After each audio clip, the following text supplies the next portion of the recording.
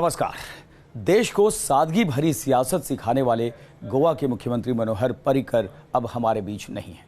देश उन्हें याद कर रहा है, देश भावुक हो रहा है। आज पणजी में उनका पूरे राजकीय सम्मान के साथ अंतिम संस्कार किया जाएगा।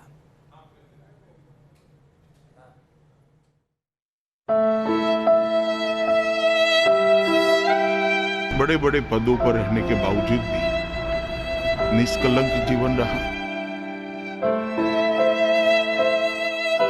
वे एक सादगीपूर्ण जीवन जीने वाले एक सच्चे देशभक्त थे।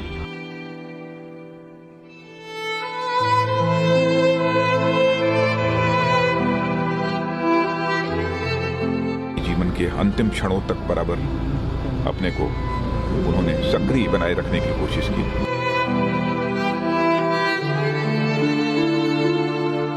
ये बहुत जरूरी है कि भारत की राजनीति में मनोहर पर्रिकर ऐसे लोग और हों।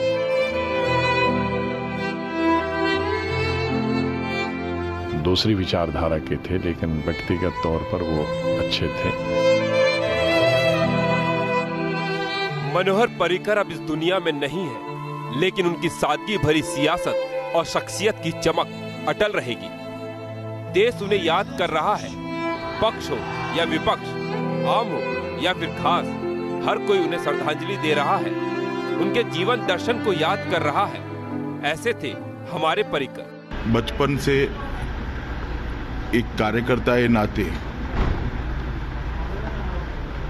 नीचे से काम करते करते राष्ट्रभक्ति के संस्कार के साथ मृत्यु पर्यंत सार्वजनिक जीवन में अनेक बड़े बड़े पदों पर रहने के बावजूद भी निष्कलंक जीवन रहा। राष्ट्रभक्ति हमेशा सर्वोपरि रही। सादगी के गुण को उन्होंने आजीवन संभाल कर रखा, संजो कर रखा। श्री मनोहर पर्रिकर जी ने जो उत्कृष्टतम सेवाएं इस देश को दी हैं, वह सदैव स्मरणीय बने रहेंगे। वे एक सादगीपूर्ण जीवन जीने वाले एक सच्चे देशभक्त थे। गोवा के दिवंगत मुख्यमंत्री मनोहर पर्रिकर के पार्थिव शरीर का आज पूरे राजकीय सम्मान के साथ अंतिम संस्कार किया जाएगा। सुबह 9:30 से 10:30 बजे तक पणजी के बीजेपी दफ्तर में उनके अंतिम दर्शन किए जा सकेंगे। इसके बाद सुबह 10:30 बजे पार्थिव शरीर को कला अकादमी ले जाया जाएगा। यहाँ 11 बजे से 4 बजे तक लोग उनके अंतिम दर्शन कर सकेंगे। इसके बाद शाम 4 बजे कैंपल के एसएजी ग्राउंड ले जाने के लिए अंतिम यात्रा शुरू होगी। शाम 4:30 बजे कैंपल के एसएजी ग्राउंड में अंतिम संस्कार की क्रिया शुरू होगी और शाम 5 बजे पार्थिव शरीर को मुखाग्नि दी जाएगी। मनोहर पर्रिकर ने ताउम्र एक बेदाग छवि के साथ राजनीति की।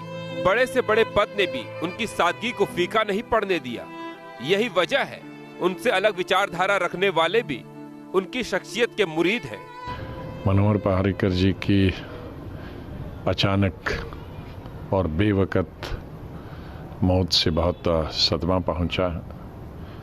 मनोहर पर्रिकर जी को मैं कई दशकों से जानता था, जब वो पहले भी चीफ मिनिस्टर थे और उससे पहले भी जब वो पहले चीफ मिनिस्टर नहीं थे, और उसके बाद जब वो पार्लियामेंट में आए। शरीफ आदमी थे, चाहे वो दूसरी विचारधारा के थे, लेकिन व्यक्तिगत तौर पर वो अच्छे थे। आखिरी लम्हों तक वो शिद्दत से अपने कार्यों में जुटे रहे। ये तस्वीरें बता रही हैं कि बीमारी भी उनकी राह में रोड़ा नहीं बनी, लेकिन नियति को शायद यही मंजूर था। उनके निधन पर आज एक दिन के राष्ट्रीय शोक की घोषणा की गई है। शोक में आज तिरंगा आधा झुका रहेगा। Team news nation. और विकास श्रीवास्तव हमारे संवाददाता गोवा से हमारे साथ जुड़ गए हैं, सीधे उनका रुख करेंगे। विकास, एक ऐसा नेता, पूरा देश जिनकी सादगी, जिनकी सच्चाई, ईमानदारी का मुरीद था, क्या पक्ष क्या विपक्ष सभी जो है उन्हें फॉलो करते थे, उनकी सादगी सच्चाई के मुरीद थे और सभी जो है यहाँ पर रिएक्ट कर रहे हैं। शोक की लहर दौड़ी हुई है। किस तरह का आज का कार्यक्रम रहेगा, किस तरह से पार्थिव शरीर को अंतिम दर्शन के लिए रखा जाएगा? देखिए, सबसे पहले तो मैं बता दूं कि उनकी इसी छवि का नतीजा ये है कि उनके इस समय उनके आवाज़ को पूरी तरीके से पुलिस छावनी में तब्दील कर दिया गया है, क्योंकि उनके समर्थकों की एक बहुत बड़ी संख्या है। इसके अलावा वो जिस किस्म के नेता थे, सबके दिलों पर राज करने वाले नेता थे, लिहाजा गोवा पुलिस को इस बात का अंदेशा था कि उनके मौत की खबर आते ही लोग उनके निवास स्थान की तरफ बढ़ने लगेंगे और इसी वजह से पुलिस डिप्लॉयमेंट वहाँ पर कर दिया गया है। लेकिन जो पूरी तैयारी है, जो योजना है, वो ये है कि 9:30 बजे के आसपास जो बीजेपी का गोवा का मुख्यालय है वहाँ पर उनके पार्थिव शरीर को रखा जाएगा। उसके बाद कला एकेडमी नाम की एक जगह है, वहाँ पर रखा जाएगा, जहाँ पर लोग अंतिम दर्शन उनके कर सकेंगे। ये वो जगह होगी जहाँ पर न सिर्फ गोवा के लोग बल्कि गोवा के बाहर से भी जो लोग उनके अंतिम दर्शन के लिए आ रहे हैं वो वहाँ पर पहुँच सकते हैं, जिनमें हो सकता है कि केंद्रीय स्तर के बड़े नेता भी हों, उन्हें वहाँ अंतिम दर्शन के मौका मिलेगा। और उसके बाद अंत यात्रा जो है वो 4 बजे से शुरू होगी। 4:30 बजे वो मीरामार पहुँचेगी गोवा के, और मीरामार के तट पर ही उनका अंतिम संस्कार 5 बजे के आसपास कर दिया जाएगा। ये प्रोसेशन जो है अंतिम यात्रा का वो महज आधे से पौने घंटे का होगा, जो कि कला एकेडमी से मीरामार तक पहुंचेगा। लेकिन इस दरमियान उनके समर्थकों की संख्या का एक संज्ञान लेते हुए पुलिस की बड़ी डिप्लॉयमेंट जो है पणजी में की गई है। जी विकास, क्या कुछ और जानकारी मिल पा रही है, खबरें मिल पा रही हैं कि कौन कौन सी शख्सियतें उनके अंतिम यात्रा में, अंतिम सफर में शामिल होंगी?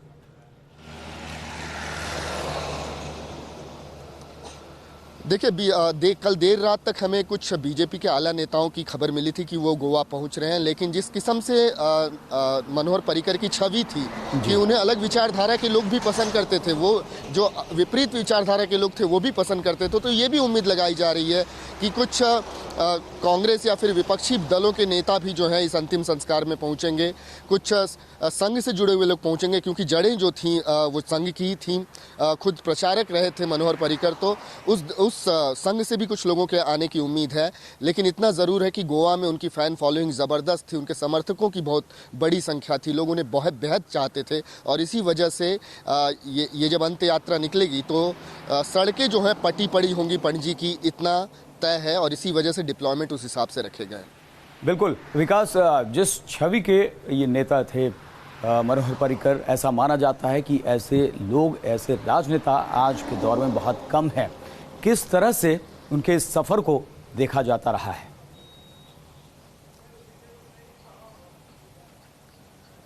बिल्कुल, देखिए, एक बहुत ही स्वच्छ निर्मल छवि जो थी बतौर राजनीतिज्ञ उन्होंने बनाई थी, और ये बहुत बड़ी उपलब्धि होती है कि न सिर्फ अपने समर्थकों बल्कि अपने आलोचकों के मन में भी एक अच्छी छवि, एक दोस्ताना छवि निर्मित की जाए।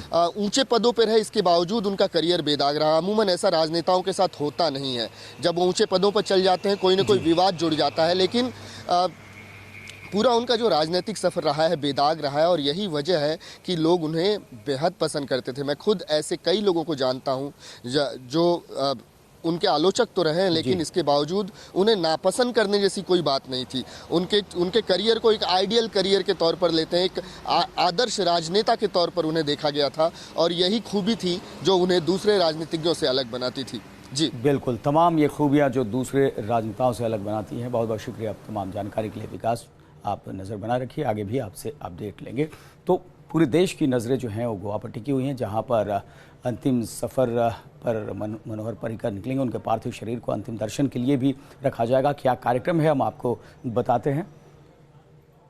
तो सुबह 9:30 से 10:30 बजे तक पणजी के बीजेपी दफ्तर में अंतिम दर्शन के लिए मनोहर पर्रिकर के पार्थिव शरीर को रखा जाएगा। सुबह 10:30 बजे पार्थिव शरीर को कला अकादमी ले जाया जाएगा। तो ये तमाम कार्यक्रम सुबह 11 बजे से 4 बजे तक लोग कला अकादमी में अंतिम दर्शन कर सकेंगे। और जिस तरह से लोकप्रिय थे, माना जाता है कि बड़ी संख्या में लोग यहाँ पर पहुँचेंगे। तो मनोहर पर्रिकर किस तरह से अंतिम सफ़र, अंतिम कार्यक्रम उनका हम आपको बता रहे हैं। शाम 4 बजे केम्पल के एसओजी ग्राउंड ले जाने के लिए अंतिम यात्रा शुरू होगी, और माना जा रहा है कि कई अहम हस्तियाँ भी इसमें शामिल होंगी। शाम 4:30 बजे केम्पल के एसओजी ग्राउंड में अंतिम संस्कार की क्रिया शुरू होगी। तो अंतिम सफर पर मनोहर पर्रिकर शाम 5 बजे राजकीय सम्मान के साथ अंतिम संस्कार किया जाएगा। और राष्ट्रीय शोक भी एक दिन का घोषित किया गया है। आज तिरंगा आधा झुका रहेगा। शाम 5 बजे राजकीय सम्मान के साथ अंतिम संस्कार किया जाएगा। तो मनोहर पर्रिकर को हमेशा ऐसे राजनेता के तौर पर याद किया जाएगा जिन्होंने सादगी, समर्पण और बेदाग छवि से लोगों के दिलों में खास जगह बनाई। वो आम जन के नेता थे।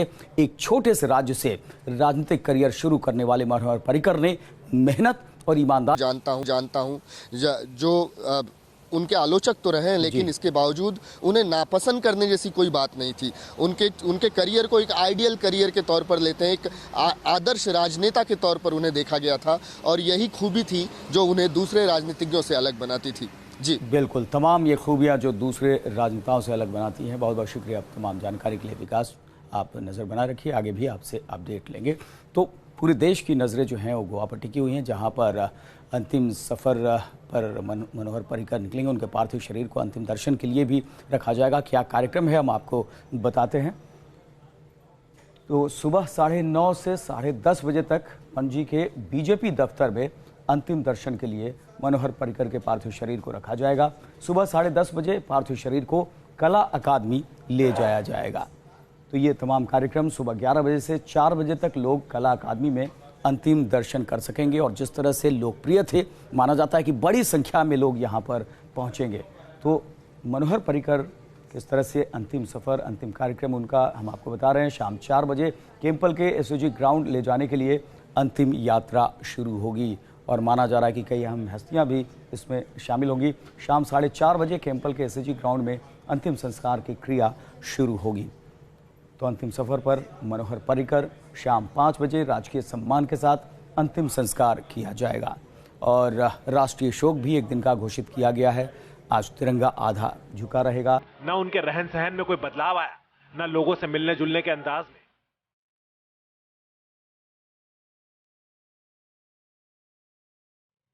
जब दूसरे राज्यों के मुख्यमंत्री पूरे लाव लश्कर में चलते हैं, सुरक्षा के पुख्ता इंतजाम के बीच चलते हैं, ऐसे वक्त में पर्रिकर मुख्यमंत्री रहते हुए भी स्कूटर चलाकर विधानसभा पहुंच जाया करते थे।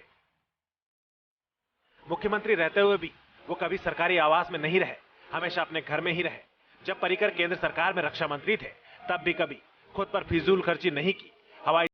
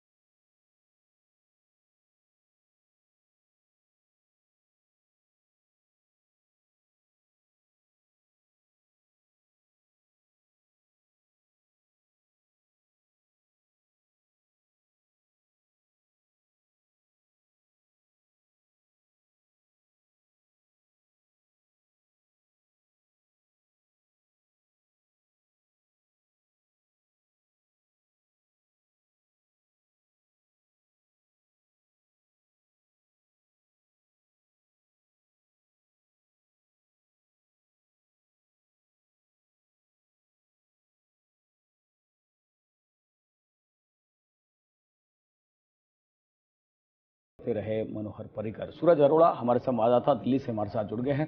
सूरज, क्या पक्ष क्या विपक्ष, हर तरफ जो है वो मनोहर पर्रिकर लोकप्रिय थे। वो सभी जो लोग थे वो इनके मुरीद थे। किस तरह से प्रतिक्रियाएं आ रही हैं और जो राजनीतिक हस्तियां हैं, क्या कौन कौन सी हस्तियां, कौन कौन से नेता गोवा का रुख आज कर सकते हैं अंतिम सफर में शामिल होने के लिए? बिल्कुल करुण जी, आपने एकदम ठीक कहा कि अपनी अपनी तरह से हर कोई संवेदनाएं जो है वो व्यक्त। पूरे अगर राजनीतिक क्षेत्र की बात करें तो वहाँ शोक की लहर है और संवेदना हर कोई व्यक्त कर रहा है। पार्टी लाइन से हटकर भी जो तमाम नेता हैं वो बयान दे रहे। यहाँ पर सवाल किसी दल का, बीजेपी का, कांग्रेस का या तमाम अन्य दलों की बात नहीं है। बात एक ऐसे व्यक्तित्व की है जिसे हर कोई पसंद करता था, जिनकी सादगी वाकई अपने आप में एक रोल मॉडल थे मनोहर पर्रिकर। और आज राजनाथ सिंह का तो आधिकारिक तौर पर ऐलान है ही कि वो जाएंगे, लेकिन इसके अलावा कई और चेहरे जो हैं, सांसद से लेकर मंत्री तक जो हैं वो आज गोवा में जो है तमाम राजनीतिक हस्तियां पहुंच सकती हैं और बड़ी संख्या में आम जन भी पहुंच रहे हैं अंतिम सफर में शामिल होने के लिए। सूरज, बहुत बहुत शुक्रिया पूरी जानकारी के लिए।